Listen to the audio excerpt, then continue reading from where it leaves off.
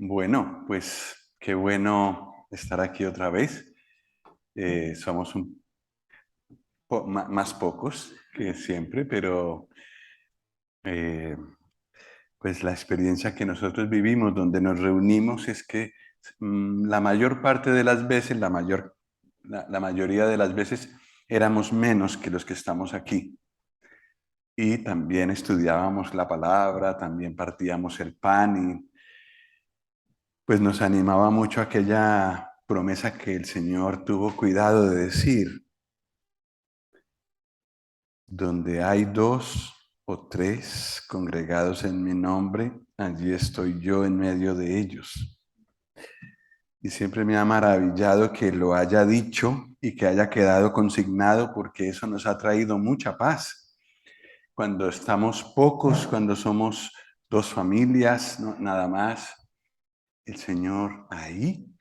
Y lo que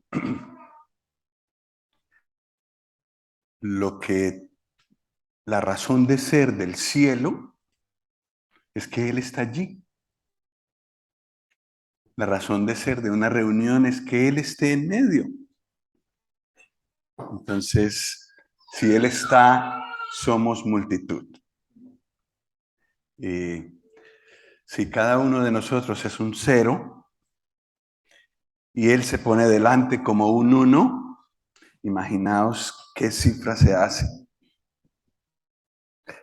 Pues esa es la realidad. Él le dio vida a nuestro cero, a nuestro nada, y nos dio todo el valor.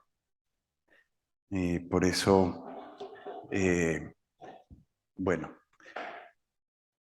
tenemos muchos motivos para agradecer y para estar alentados, para animarnos. Yo estaba pensando que por qué tiene sentido lo que cantamos, por qué tiene sentido la reunión que estábamos haciendo, por qué nos seguimos reuniendo, por qué podemos cantar lo que cantamos y decirnos mutuamente lo que nos decimos. La enseñanza de esta mañana, que he escuchado algunas pistas esta tarde y me di cuenta que estuvisteis meditando en que el Señor vendrá y nos llevará a su casa con Él y que Él desea que, que estemos allí con Él. ¿Por qué podemos decir todo eso? ¿Cuál es el centro y el sentido de la vida de un creyente? ¿Por qué tiene sentido ser creyente en medio de este mundo? La razón es la cruz del Señor Jesús. Allí cambió todo. En el libro de Isaías, eso se ve muy claramente. Los primeros 39 capítulos, bueno, los primeros 35 mayormente hablan de juicio. Y el capítulo 1, que es muy conocido, allí estamos dibujados, descritos cada uno de nosotros en una forma muy gráfica. Desde la planta del pie hasta la coronilla, no hay en nosotros cosa buena.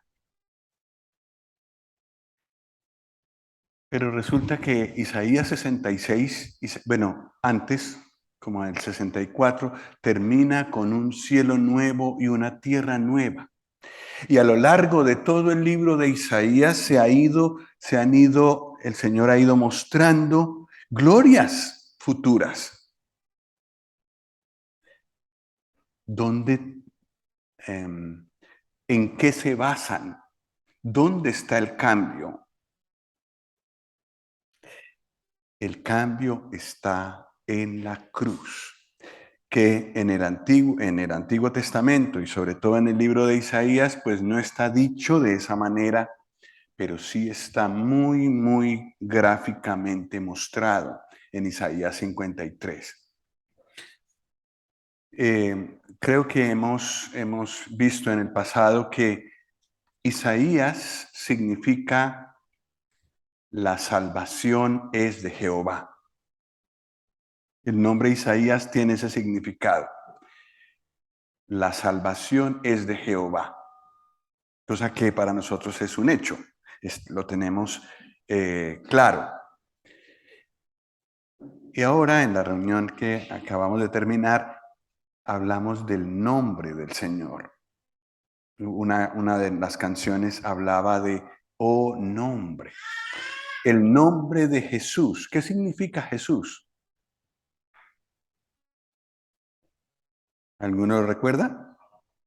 Jehová es salvación. Entonces, Isaías es como el nombre del Señor Jesús puesto al revés. La salvación es de Jehová. Lo volvemos a poner al derecho. Jehová es salvación. Entonces, el gran tema de Isaías es la salvación, porque es necesaria por la ruina que había en el hombre en general. Y se puede leer los primeros 35 capítulos de Isaías y se puede ver cómo el Señor tiene que ir mostrando la miseria del ser humano, por donde lo mires, en Israel, en Judá y fuera de Judá, por todas partes. Y lo mismo podemos decir hoy en día. El pecado está en nosotros y se puede ver por todas partes, inclusive a veces dentro de nosotros, dentro de la iglesia. Entonces, es necesaria la salvación. ¿Y dónde está la clave de la salvación? Porque con la salvación cambia todo. Personas condenadas al infierno pueden pasar a la eternidad en gloria.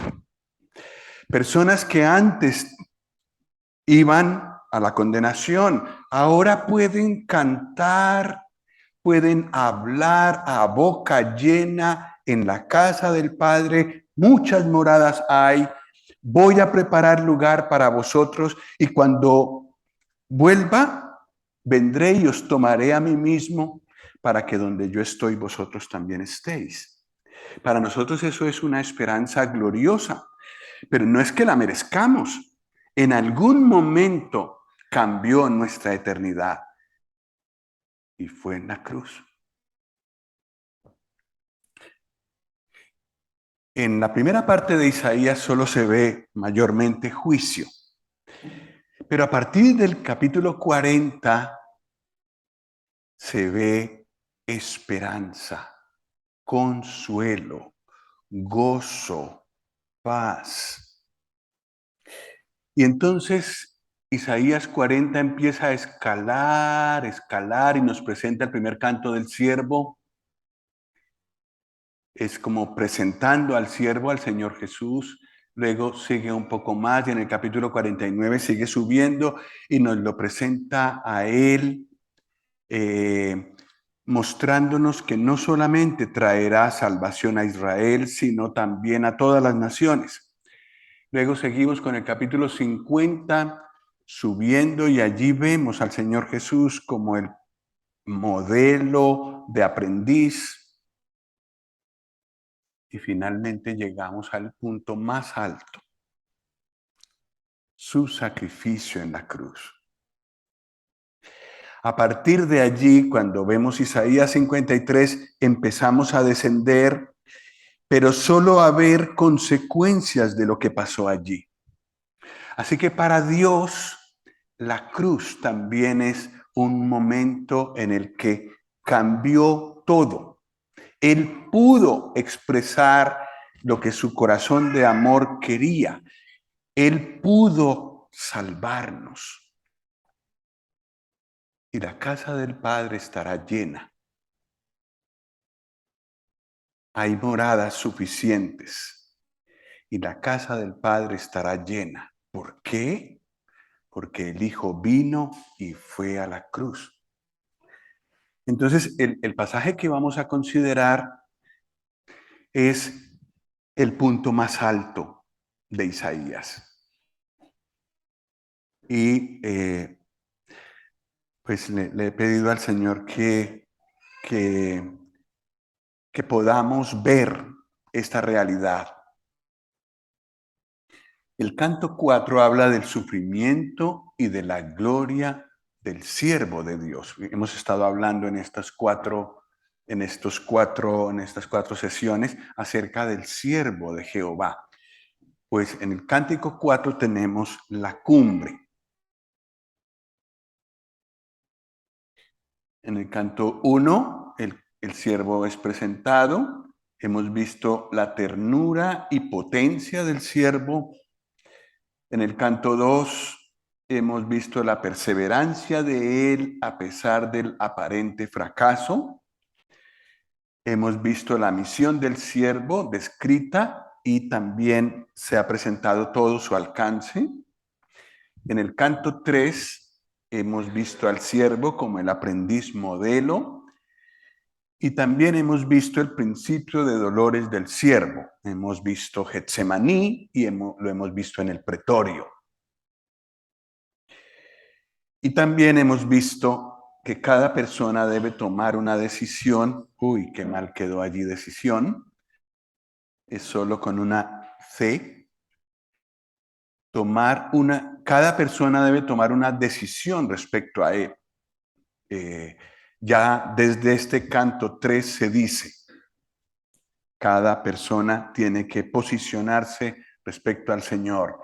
Y lo que haga respecto al siervo que Dios dio, determina su eternidad. Es un punto supremamente importante en la vida de cada persona.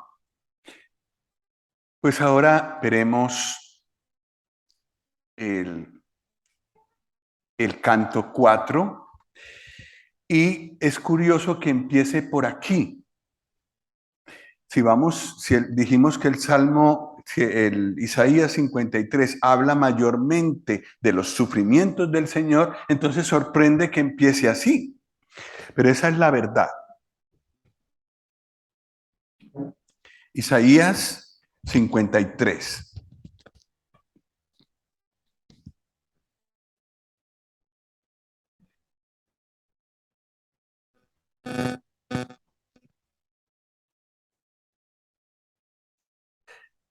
El canto número 4 en realidad empieza en los tres versículos anteriores a Isaías 53, es decir, 52, 13 al 15. Y dice así: He aquí mi siervo será prosperado, será engrandecido y exaltado y será puesto muy en alto. Como se asombraron de ti muchos, de tal manera fue desfigurado de los hombres su parecer y su hermosura más que la de los hijos de los hombres. Así asombrará él a muchas naciones. Los reyes cerrarán ante él la boca, porque verán lo que nunca les fue contado y entenderán lo que jamás han oído.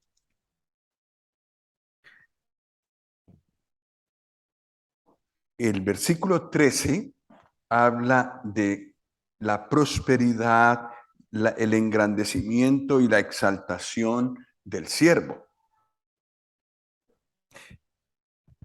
Y si notáis, la última parte, el capítulo 53, versículo del 10 al 12, que forma la última estrofa, dice en el 10, con todo eso Jehová quiso quebrantarlo sujetándole a padecimiento. Cuando haya puesto su vida en expiación por el pecado, verá linaje, vivirá por largos días y la voluntad de Jehová será en su mano prosperada. Y sigue diciendo más de cómo el siervo será exaltado, verá lo que hizo, verá las consecuencias de lo que hizo y quedará satisfecho, será exaltado. Así que este canto empieza con la exaltación del siervo y termina con la exaltación del siervo. Esa es una figura literaria muy bonita que hay en el idioma original. Dicen los que saben, yo solo estoy aprendiendo. Dicen los que saben que la manera como en la poesía hebrea, como en la prosa hebrea, se subraya la idea principal, es encerrándola por ideas secundarias. Entonces, eso se llama un quiasmo. Y un quiasmo es una figura en la que la verdad central, la verdad importante, lo que Dios quiere comunicar con esa porción está en el centro. Luego entonces hay una idea secundaria arriba y otras ideas secundarias abajo. Luego, como en este caso hay una idea secundaria más arriba y otra idea secundaria más abajo. Normalmente la primera y la última se corresponden, hablan de lo mismo, como hemos visto. Exaltación del siervo, exaltación del siervo. Entonces tenemos que descubrir cuál es la idea que Dios quiere subrayar. Y esa la encontramos en la parte central de todo el canto.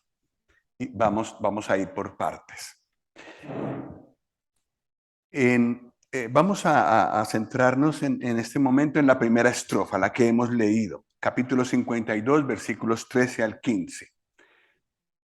El canto 4 es la cumbre de Isaías. Estamos por la parte más alta de la montaña y desde allí podemos ver todo el panorama, todas las consecuencias de la cruz. En el versículo 13, Dios vuelve a decir, he aquí mi siervo. Está presentándolo de nuevo y está mostrando que ha sido engrandecido y exaltado. Y eso nos habla de su segunda venida. Su primera venida fue de humillación voluntaria. Pero en su segunda venida será él exaltado en esta tierra. Ya fue exaltado cuando él resucitó, ascendió a los cielos, Dios lo recibió y lo coronó de gloria y de honra. Pero eso nadie lo ha visto en esta tierra. Nosotros, los creyentes, lo hemos visto por la fe, pero será visto en esta tierra. Será visto en esta tierra al Señor Jesús exaltado por encima de todo con la gloria que Dios le dio.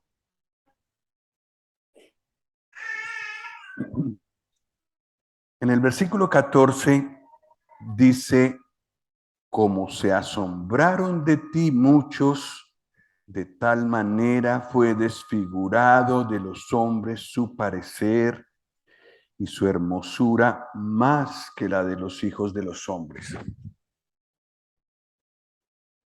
¿Es verdad? Nosotros que conocemos el Nuevo Testamento sabemos que esto fue así. Está escrito, estamos leyéndolo cuando fue escrito como 700 años antes de que ocurriera, pero nosotros ya sabemos que ocurrió y que los hombres se ensañaron con él. Y que en el momento, en el juicio del Señor Jesús, en su encarcelamiento, en su juicio, en todo lo que le hicieron, tanto judíos como gentiles mostraron allí en él de qué es capaz el hombre. Por supuesto que en toda la historia, el hombre ha mostrado de qué es capaz.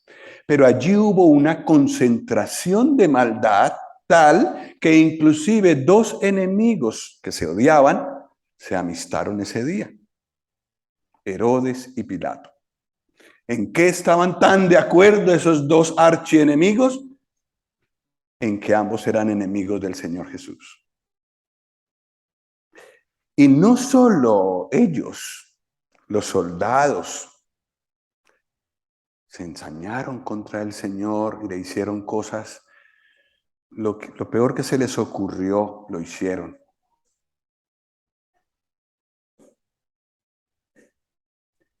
Los ladrones, sobre todo uno de los dos, buscando solo su propia salvación, su propio provecho, lo insultó y le pedía que los liberara de esa cruz, pero no por arrepentimiento, sino por egoísmo. Pues todo eso, y aparte de eso, la parte en la que nosotros colaboramos, todos los que estamos aquí colaboramos ese día, hoy, perdón,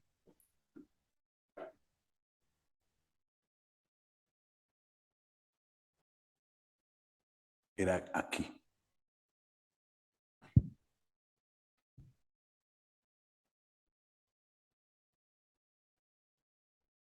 Estamos aquí.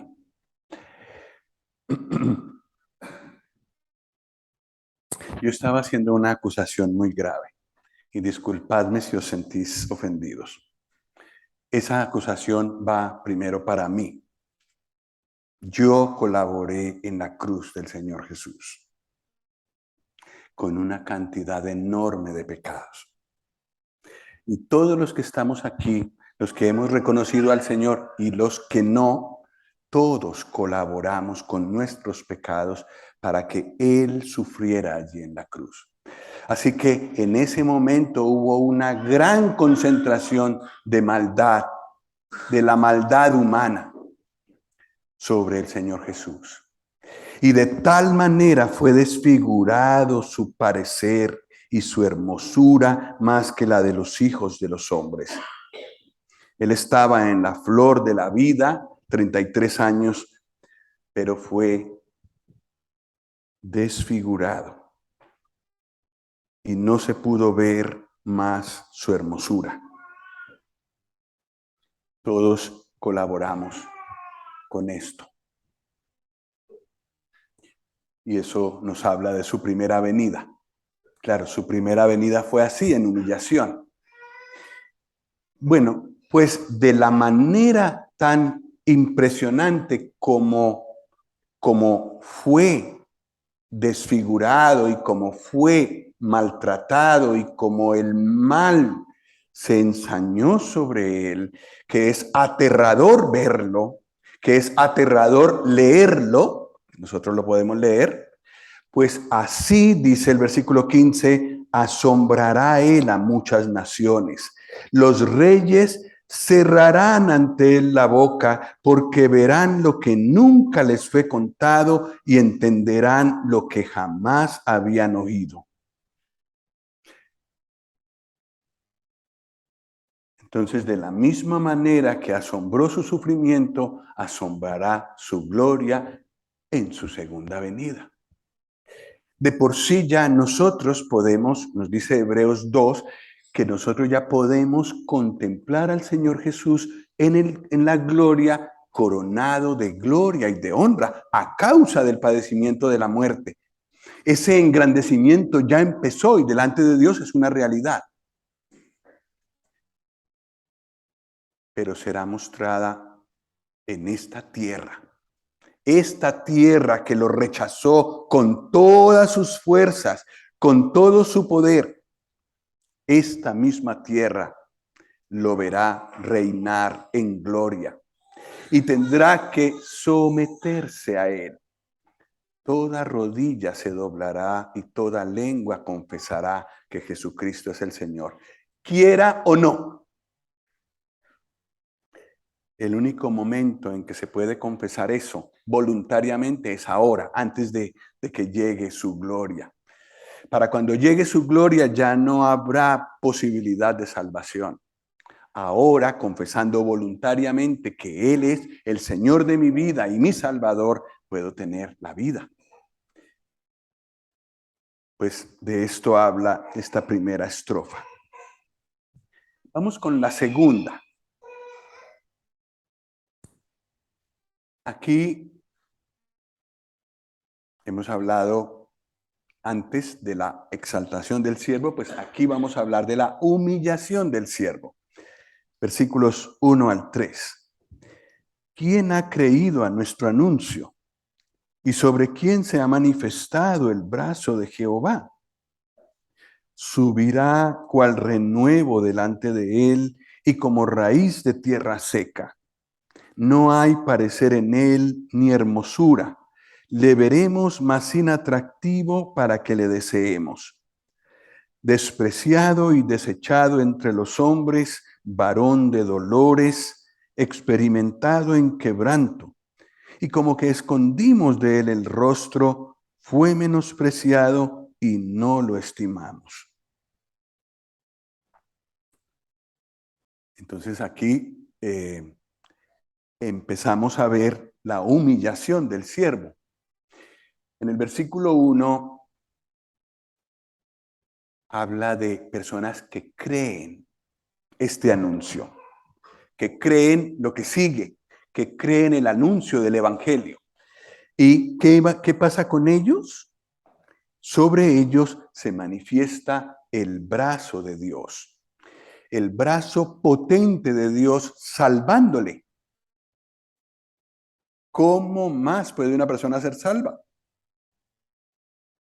¿Cómo más puede ser una persona salva de su vida, de equivocación, de pecado, y empezar a vivir bien, empezar a vivir conforme a la voluntad de Dios? Se necesita un poder muy grande. Pues sobre la persona que cree en el Señor Jesús se manifiesta el brazo de Dios, el brazo salvador de Dios. En realidad, el brazo salvador de Dios, dicho con reverencia, es el Señor Jesús. Él es la muestra de la salvación de Dios. Y ahora todo el libro de Isaías empieza a encontrar la respuesta. Isaías quiere mostrar a Israel y a todas las naciones en qué consiste o cómo se puede lograr la salvación de Dios. Pues aquí está. Sobre la persona que cree personalmente en el Señor Jesús se manifiesta el brazo salvador de Dios. En el versículo 2 muestra que el Señor Jesús nació en esta tierra. Subirá cual renuevo delante de él, delante de Dios.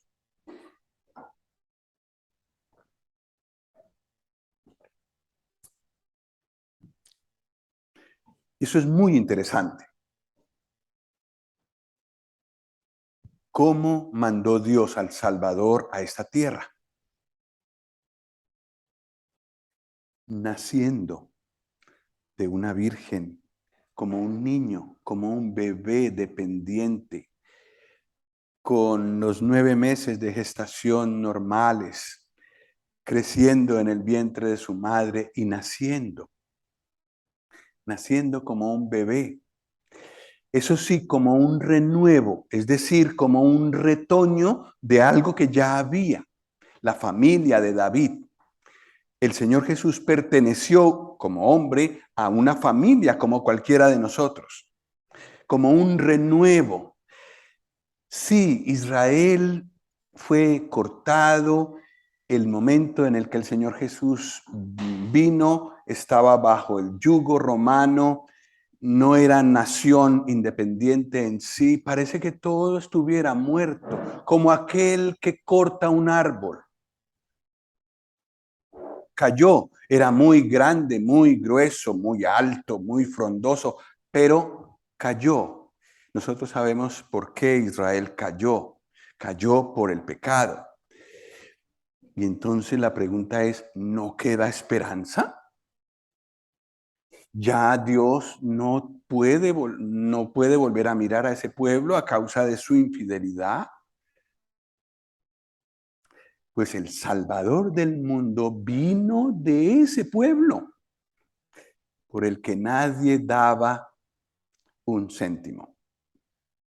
Pero delante de Dios era el pueblo de la promesa y delante de Dios era la familia a través de la cual daría el Salvador a este mundo. Subirá cual renuevo delante de él y como raíz de tierra seca. Verdadero hombre, nacido aquí, en esta tierra, en tierra seca para Dios, en un desierto. Eso era Israel cuando el Señor Jesús vino. Pero aquí vino a nacer el Señor Jesús. No hay gloria en él. Solo algunas personas pudieron detectar algo de su gloria mientras él estaba como niño, como bebé y luego como niño, pero poca cosa. No vino con gloria impresionante como tiene y como tendrá, como manifestará en esta tierra. No, fue, dice la Biblia, como velada con un cuerpo de carne como el nuestro. Pero vino, Dios lo envió y vino en humildad. Y la razón por la que podemos cantar, lo que hemos cantado en varios cánticos en la reunión pasada, anterior, mucho del consuelo que nosotros tenemos en el Señor Jesús viene de que Él pasó por las circunstancias que nosotros pasamos y nos entiende y nos da lo que necesitamos, porque nos entiende, se puede compadecer de nosotros, dice Hebreos 2. Fue tentado, inclusive tentado como nosotros. ¿Sabe qué es eso? Y entonces por eso la persona o los hermanos, hermanas que han inventado esas canciones, eso ha surgido de un momento muy oscuro quizás de sus vidas en el que han visto al Señor cerca, comprenderlos, auxiliarlos. Y entonces lo han puesto en una poesía y en una canción. Pues eso ocurre porque Él participó de nuestra naturaleza y estuvo en esta tierra donde se sufre. Él sabe lo que es estar en esta tierra. Y a su venida tan hermosa como la hemos visto, ¿cómo reaccionaron los hombres? Despreciándolo, desechándolo, haciéndolo a él un varón de dolores y un varón experimentado en quebranto. Nosotros escondimos de él el rostro, lo menospreciamos y no lo estimamos. Esa es la condición general de la raza humana. Lo que se vio allí en la cruz, alrededor de la cruz, era esto. Lo que se ve hoy en día en general también es esto. Y nosotros hemos necesitado, los que ya no pensamos así, hemos necesitado la iluminación del Espíritu Santo y que nos muestre las glorias del Salvador. Y nos ha hecho entender que Él, sin tener por qué, sufrió en nuestro lugar. Por eso lo hemos acogido. Pero antes de hacerlo, hubo momentos en que lo rechazamos, lo despreciamos. Todo lo que dice aquí también lo hicimos. No es importante para mi vida Él. Pero para mí no. Hasta que en su gracia el Señor tocó nuestro corazón y fuimos vencidos y caímos a sus pies. Pero la reacción general fue de rechazo. De tal manera que en la cruz, salvo muy pocas personas, el Señor estaba solo, rechazado. Entonces esta segunda estrofa nos habla de la humillación del siervo. Vamos con la estrofa 3. La estrofa 3 es la que queda en medio de esta figura que les he dicho, que os he dicho de el que se llama un quiasmo. La verdad central, la verdad principal está en el centro y es la que vamos a ver ahora. Y está rodeada por ideas secundarias, arriba y abajo, en los versículos anteriores y en los que siguen. Y en el caso de este canto, que es muy hermoso por eso, hay todavía un pensamiento secundario más arriba y el mismo pensamiento secundario más abajo del todo. De tal manera que aquí tenemos, digamos así, una verdad rodeada de doble capa por arriba y de doble capa por abajo. Ahora vamos a la verdad central de este cántico y ojo, de Isaías. De Isaías. La salvación de Dios está descrita en estos versículos. La siguiente estrofa, los siguientes 3 versículos. Isaías 53, 4 al 6. Ciertamente llevó él nuestras enfermedades y sufrió nuestros dolores. Y nosotros le tuvimos por azotado, por herido de Dios y abatido.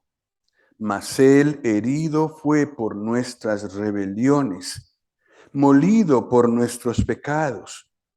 El castigo de nuestra paz fue sobre él y por su llaga fuimos nosotros curados.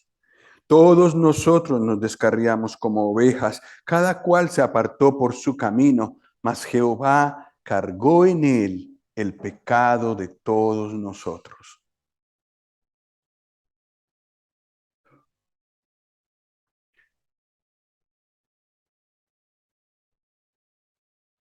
En el versículo 4 se habla de él y se habla de nosotros.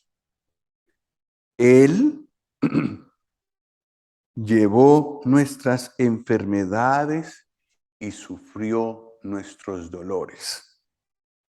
Y nosotros lo tomamos como herido de Dios. Nosotros le tuvimos por azotado, por herido de Dios y abatido. Pues la primera parte de este versículo 4 se cumplió durante la vida del Señor. Nos lo explica Mateo. El Señor tomó las enfermedades de muchos y las sanó. Vino en gracia, vino a hacer bienes, vino a corazones rotos, como decía Nick. Me encantó esa expresión. Para darles una solución, para abrazarlos y para darles sanidad.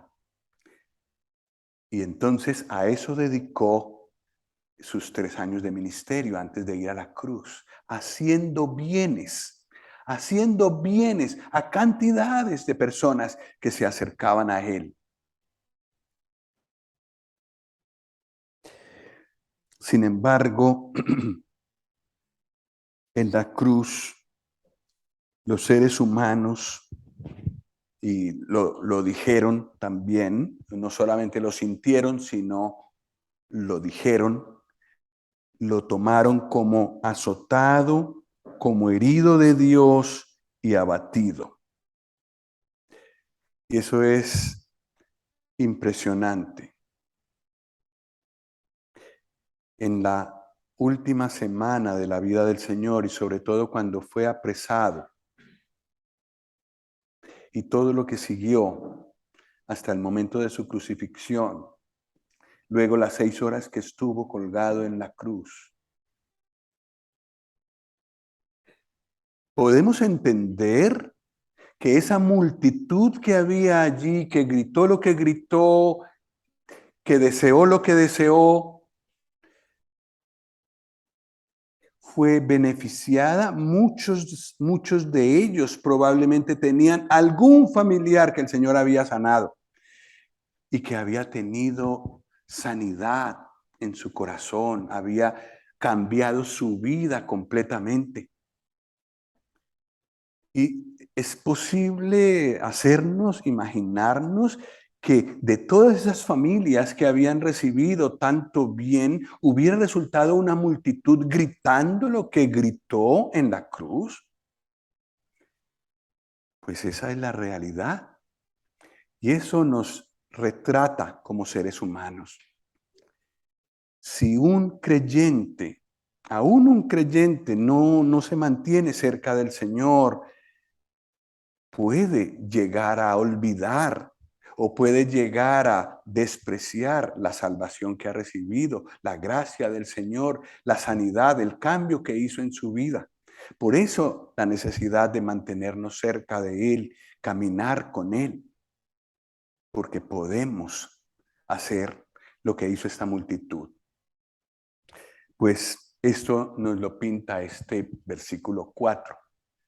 El versículo 5 también habla de Él y también habla de nosotros, pero el lenguaje que usa es muy hermoso y espero que el Señor me ayude a poderlo expresar así, en algo de su belleza. El versículo 5 dice, Él herido fue por nuestras rebeliones, molido por nuestros pecados. El castigo de nuestra paz fue sobre él y por su llaga fuimos nosotros curados. Él herido, molido, castigado, llagado. Nosotros que debimos ser heridos, molidos, castigados y llagados, tenemos paz y curación. Nosotros colaboramos en el sufrimiento del siervo con nuestras rebeliones y pecados, pero Él cambió todo eso en paz y curación para nosotros. ¿No es eso maravilloso? ¿Dónde se encuentra eso en algún lugar en esta tierra? Solo en la cruz del Señor Jesús. Notemos que todo este versículo no habla de lo que hicieron los verdugos ahí en la cruz. De eso nos habló el versículo anterior y ya hemos visto, hemos quedado retratados ahí, terribles. Pero este versículo 5 ya no tiene que ver con ellos. Tiene que ver con Dios. Los hombres no pudieron haber hecho esto, herirlo por nuestras rebeliones. Eso lo hizo Dios. Molerlo por nuestros pecados. Eso solo lo hizo Dios. Los creyentes tenemos paz, pero esa paz requería un castigo. Y el castigo de nuestra paz fue sobre él.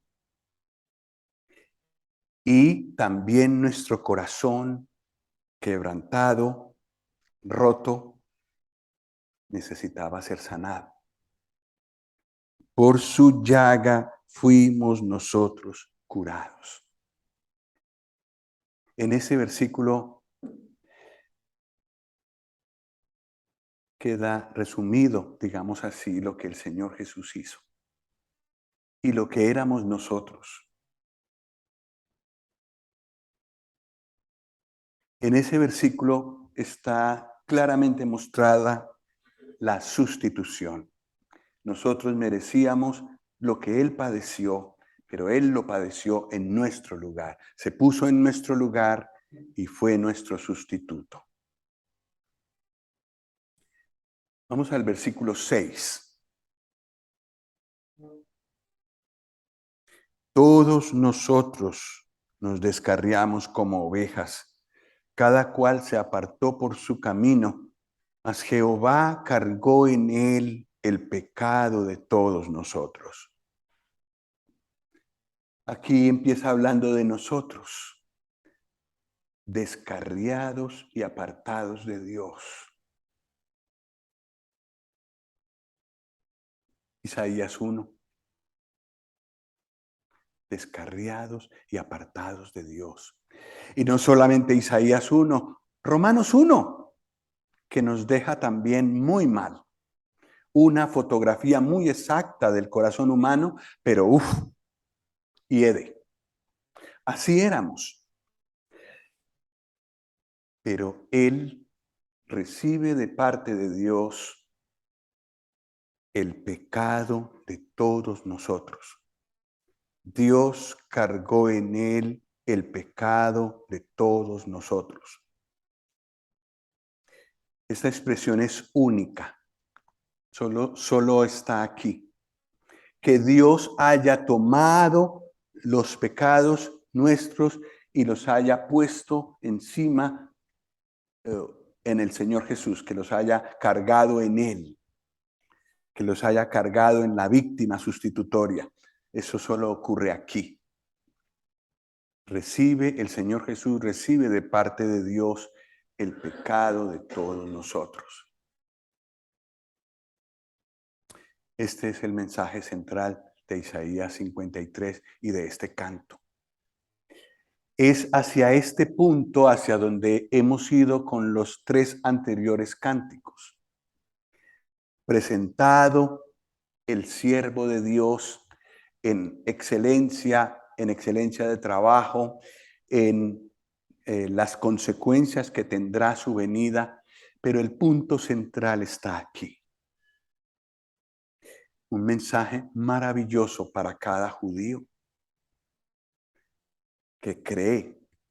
Un mensaje maravilloso para cada gentil que cree.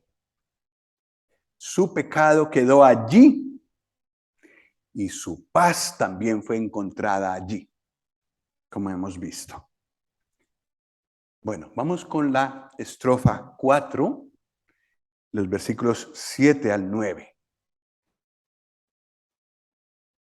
Angustiado él y afligido, no abrió su boca. Como cordero fue llevado al matadero y como oveja delante de sus trasquiladores, enmudeció y no abrió su boca. Por cárcel y por juicio fue quitado, y su generación, ¿quién la contará? Porque fue cortado de la tierra de los vivientes, y por la rebelión de mi pueblo fue herido. Y se dispuso con los impíos su sepultura, mas con los ricos fue en su muerte, aunque nunca hizo maldad, ni hubo engaño en su boca. El tema de la estrofa 4 es parecido al tema de la estrofa 2, que es como la segunda capa que por encima rodea a la parte principal que acabamos de leer. Pues esta le rodea por debajo. Los hombres llevan al siervo a la muerte. Pero, dice el versículo 7, que él se dejó, no se resiste. Creo que lo hemos hablado aquí.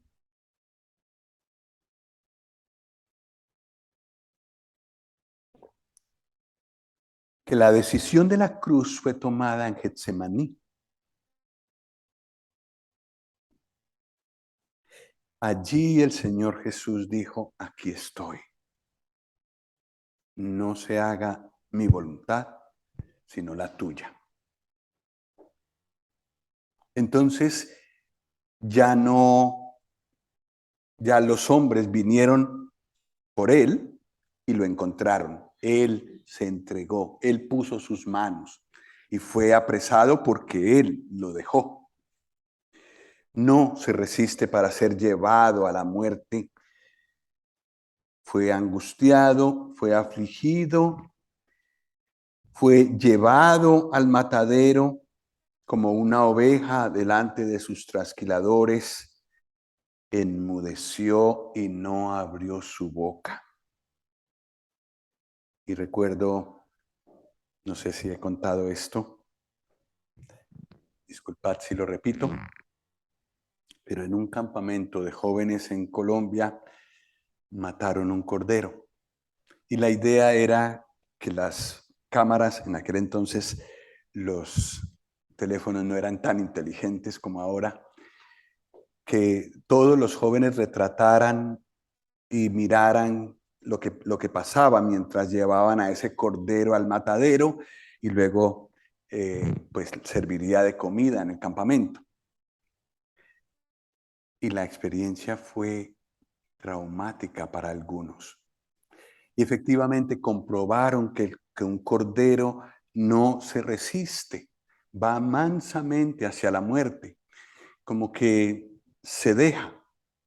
Y el Señor Jesús tomó esa figura, o más bien Dios tomó esa figura para expresar de qué manera el Señor Jesús permitió que hicieran sobre él todo lo que le hicieron. Se entregó y él no se resiste para ser llevado a la muerte. Hubiera podido, pero no lo hizo. El objetivo era la cruz y allí iba. Versículo 8 habla de cárcel y habla de juicio. La muerte del Señor fue producto de un apresamiento, de haber sido puesto en cierto lugar, allí encerrado como en una cárcel, y de un juicio con todas las de la ley. Que tuvieron que torcerlo, que yo creo que encontraron muy difícil cómo torcerlo para hacerlo parecer derecho, pero lo lograron y lo juzgaron y lo sentenciaron a muerte. No pudieron encontrar un motivo, pero organizaron las cosas de tal manera que lo encontraron.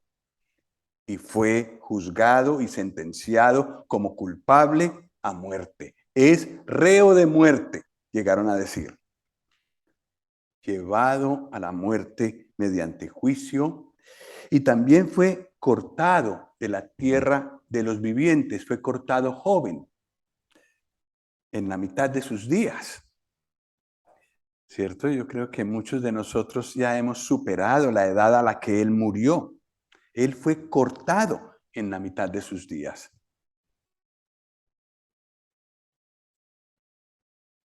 Por la rebelión, causado por la rebelión de su pueblo, por la resistencia a obedecer y a aceptar la palabra de Dios que vino a través de él,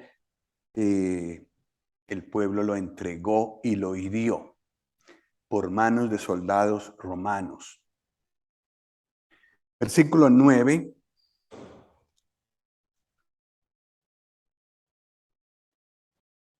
Fue entregado a la sepultura, no librado, sino llevado a la sepultura con los impíos. Y fue llevado a la sepultura, está mal expresado allí, pero la idea es que, como dice el versículo, se dispuso con los impíos su sepultura, más con los ricos fue en su muerte. Y efectivamente, una persona pudiente, una persona con dinero, reclamó el cuerpo de él y lo llevó a un sepulcro nuevo que él había labrado para sí. El Señor Jesús fue sepultado allí, en un sepulcro de un hombre rico. Con los ricos fue en su muerte. Se dispuso con los impíos su sepultura, aunque nunca hizo maldad, ni hubo engaño en su boca. qué palabras. No solo hechos, sino palabras.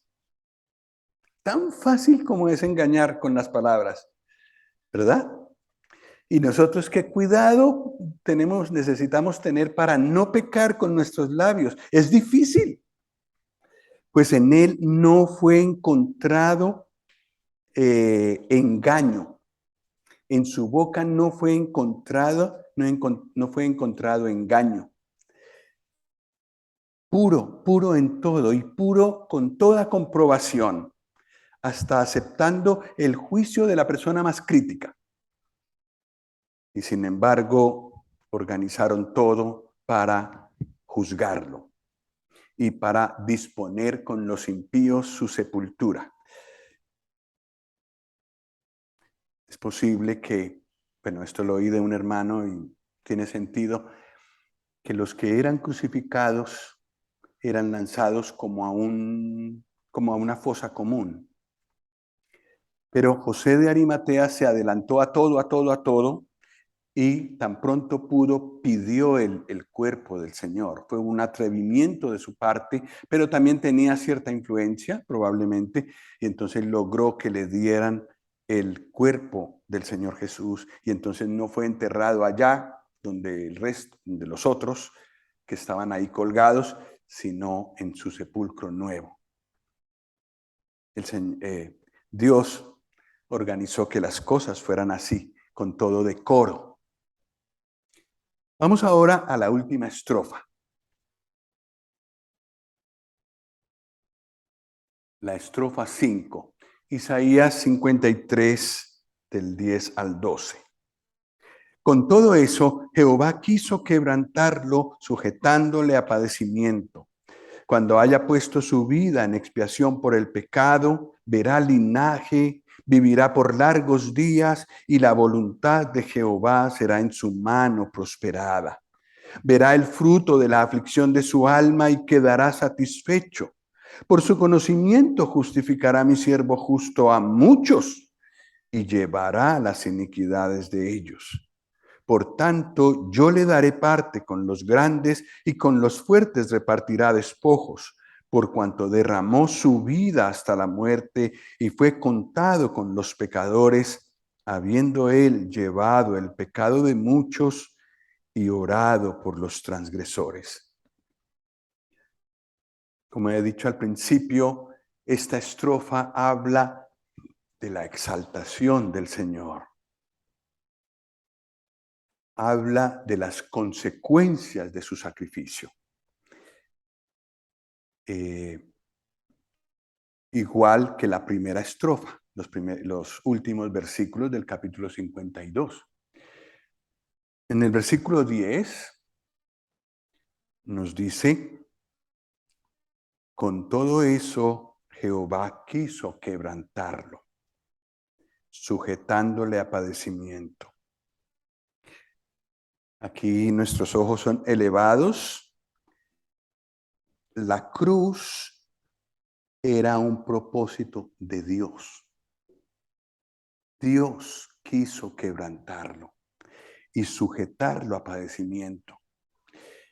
Me llamó mucho la atención que la palabra Jehová quiso es una palabra que se usa para lo que Dios quiso hacer con nosotros también. Dios quiere, Dios quiso salvarnos, Dios quería tenernos con Él, y esa misma palabra, Jehová quiso, Dios quiso, se usa aquí. Dios quiso, fue su voluntad quebrantar al siervo, que el Señor Jesús muriera. El castigo de la cruz y lo que pasó allí, y también la exaltación del siervo, eran propósitos de Dios. Eso no exime de la responsabilidad de todos los verdugos. No exime a los verdugos de su responsabilidad, ni tampoco a nosotros, que también nos hemos acusado y también hemos colaborado en esa cruz.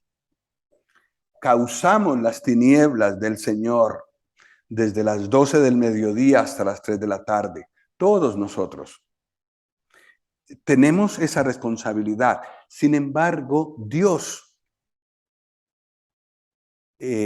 tenía en sus propósitos la cruz. No nos exime de nuestra responsabilidad, pero era su pensamiento desde antes de la fundación del mundo, dice Primera Pedro. El versículo 10 también habla de cuando haya puesto su vida en expiación por el pecado. Así, el Señor Jesús era la ofrenda de expiación, la ofrenda de pecado. La ofrenda de expiación cubría el pecado de una persona. Expiar es cubrir. Pues la ofrenda, un animalito, cuando era ofrecido, cubría el pecado de la persona. Eso hizo también el sacrificio del Señor con nuestros pecados. Más, algo más, los quitó de debajo. No solo los tapó, también los quitó de detrás. Una expiación completa y el pecado ha sido quitado. También se nos habla en este versículo de consecuencias gloriosas, como el linaje, la vida por largos días, vida eterna, y el propósito de Dios cumplido. El propósito de Dios, lo que Dios quería, lo depositó en las manos de este siervo, y este siervo realizó exactamente lo que Dios quería.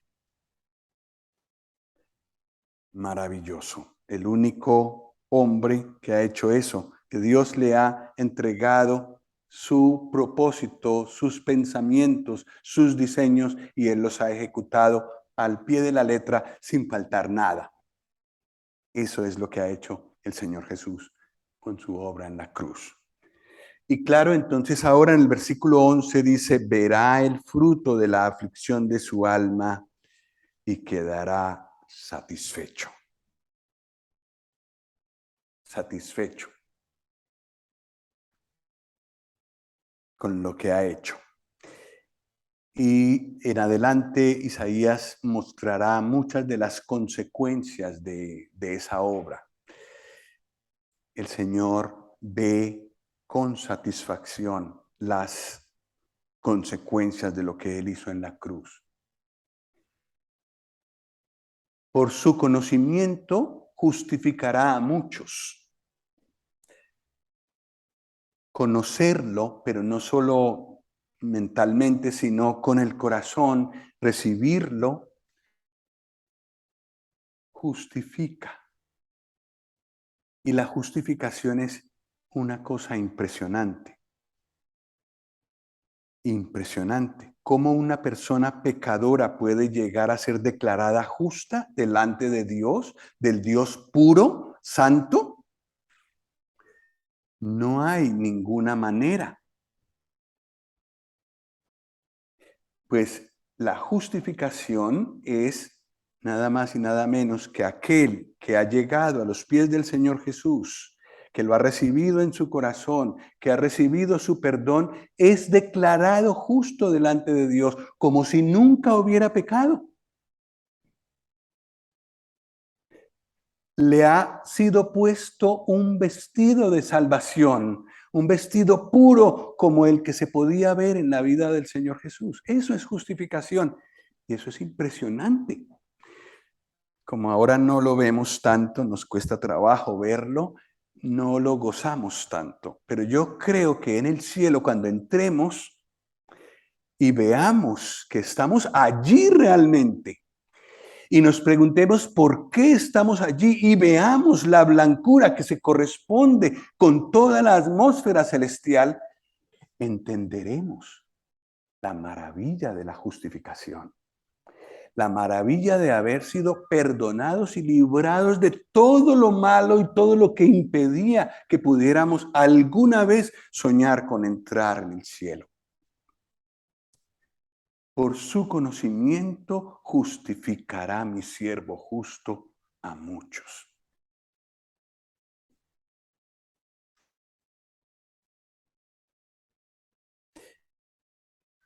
llevará las iniquidades de ellos. Los justificados son justificados porque han sido perdonados. ¿Y quién obró el perdón para ellos? El siervo. Y llevará las iniquidades de ellos. El último versículo: yo le daré parte con los grandes y con los fuertes repartirá despojos. Y nos recuerda a Juan 17:6.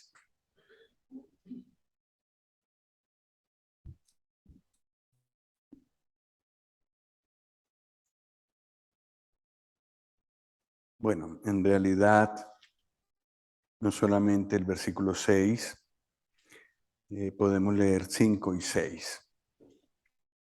Ahora pues, Padre, glorifícame tú para contigo con aquella gloria que tuve contigo antes que el mundo fuese. He manifestado tu nombre a los hombres que del mundo me diste. Tuyos eran y me los diste, y han guardado tu palabra.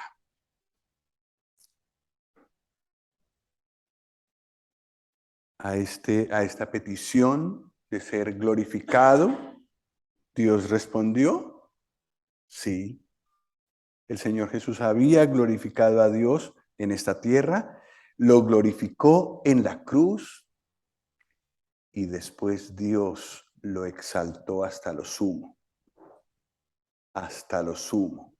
y lo coronó de gloria y de honra a causa del padecimiento de la muerte. Y entonces ahora tenemos un resumen del canto en el versículo 12 de Isaías 53. Derramó su vida hasta la muerte en forma voluntaria. Fue contado con los pecadores. Una gran humillación para él. Llevó el pecado de muchos. Fue contado con los pecadores, habiendo él llevado el pecado de muchos y habiendo orado por los transgresores. En la cruz, el Señor Jesús también oró. Oró por sus verdugos. Padre, perdónalos porque no saben lo que hacen. Y 1 Pedro 2 nos dice algo más. Dice que el Señor Jesús, cuando padecía, no amenazaba, sino encomendaba la causa al que juzga justamente. Estaba orando en el tiempo de la cruz. Oró por los transgresores. Pues hemos terminado el cuarto canto, la serie de 4 cantos, y hemos quedado en el punto más alto, la gloria que vino después de la cruz. Algunas conclusiones para cerrar. El siervo es de vida y claramente presentado por Dios en sus 2 venidas, en su humillación y en su exaltación. No solamente la exaltación que tiene ahora, sino la que verá toda la tierra. El propósito final era que llegara a la gloria pasando por la cruz. Y ese es el camino que nos dejó el Señor a nosotros también. No hay gloria sin pasar por la cruz. No podemos llegar directamente a los propósitos que el Señor tiene con nosotros, con cada uno de nosotros en esta tierra, sin incluir cruz y sufrimiento, tal como el siervo perfecto hizo. Hay consecuencias gloriosas para el que decide entregarle la vida al Señor. También Hemos hablado en el cántico pasado de las consecuencias terribles de rechazarlo. El creyente reinará con él. Otra de las consecuencias de su gran obra. Pues espero que este recorrido por Isaías, buscando los cánticos del siervo, nos haya llevado a apreciarlo más a él, a mirarlo más a él, a encontrar, encantarnos, encontrar nuestro deleite en él. Y sobre todo, agradecerle por lo que hizo en la cruz por nosotros. Pues si un hermano quiere terminar en oración, adelante.